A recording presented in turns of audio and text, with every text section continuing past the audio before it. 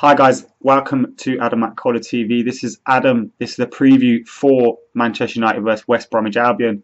We're back in action on Saturday. Late kickoff in the Premier League. Cannot wait for the game. Back at Old Trafford. Second to last home game of the season, so it's winding down to a close now with Arsenal at Old Trafford remaining after that.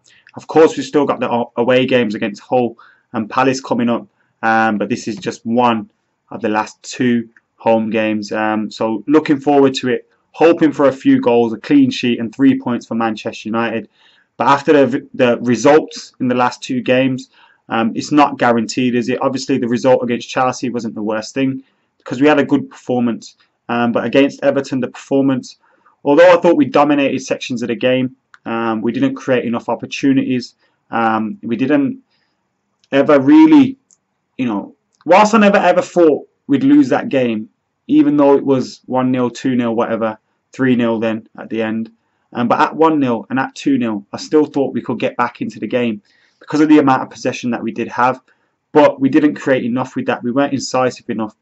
We didn't get enough killer balls into the box. So we really do need to improve on that. Now, why that was, I'm not sure. Louis van Gaal, Ryan Giggs have said that they could tell something wasn't up in the warm-up. So maybe it was just one of those days, as I said in my review on the channel as well.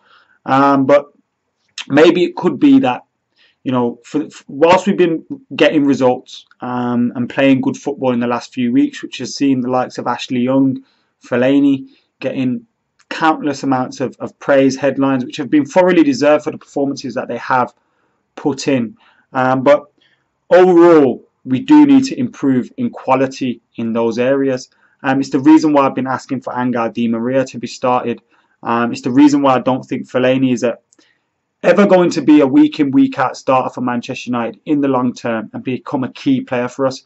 He has his role at the club. He's a great plan B, but I don't think he should ever be more than that. People criticised us for that. These are the same people that were wishing these two players out of the club last season. While I was still defending Ashley Young. I like Ashley Young as a player, as a person, on and off the pitch, whatever. He's good for the club and he works hard, he trains hard as well, which you can tell, but the quality is not there. And we really need to improve in the final third in our quality this season. And we've seen when we've had Van Persie, Falcao, Rooney up front, whatever, we just haven't created enough opportunities for them. And this isn't excuses for those strikers because I like them more than anyone else or whatever. This is just how I see it at the moment. We're not creating enough opportunities to score, and therefore our strikers have suffered, and we just weren't incisive enough against Everton at the weekend. Ashley Young's crossing's abysmal. Valencia's crossing's abysmal. Valencia was actually at fault for one of the goals, which his positional sense at right back is sometimes a worry. I hear people say he's defensively more sound than Raphael. No, he's not. He's not even a defender by trade, but anyway. So, and for the record, I don't hate these players as well. I actually like Ashley Young. I can see what Valencia does, but although I think he's average, but it's just facts how I see it, and the qualities and the standards that we've come to expect at Manchester United, they have to be kept higher. I know David Moyes come in and messed everything up, made us finish 7th, but we don't lower our standards to that. Anyway, a team that I'd like to see played against him would be a 4-3-3. We might have Wayne Rooney out as well. I don't think that would be a big miss. Obviously, he's a leader, he's our captain. It'd be a miss in that sense. But in terms of performances, even when we were playing well, even when we were beating the likes of Liverpool, City, Spurs and so on, Wayne Rooney wasn't a key player in those games. He wasn't performing to the high standards we expect of him. So I don't think he'll particularly be a miss. Robin Van Persie returned against Fulham under 21s at Craven Cottage yesterday.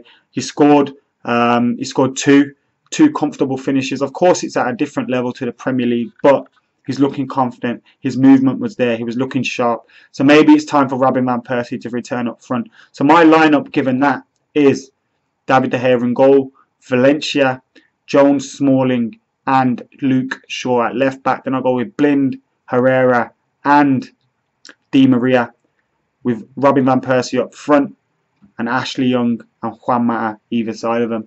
I know I said Ashley Young should probably be dropped for Di Maria, but in this game, and if Michael Carrick is still out, I'd like to see Di Maria occupying one of those roles just ahead of Daley Blind.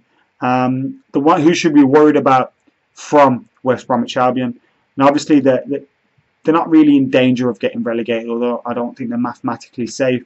You know, Tony Pulis has got them well organised, so on and so forth, but they shouldn't be coming to Old Trafford and getting 3 points like they did last season. Need to keep tabs on Berahino, who's obviously got great speed, great pace.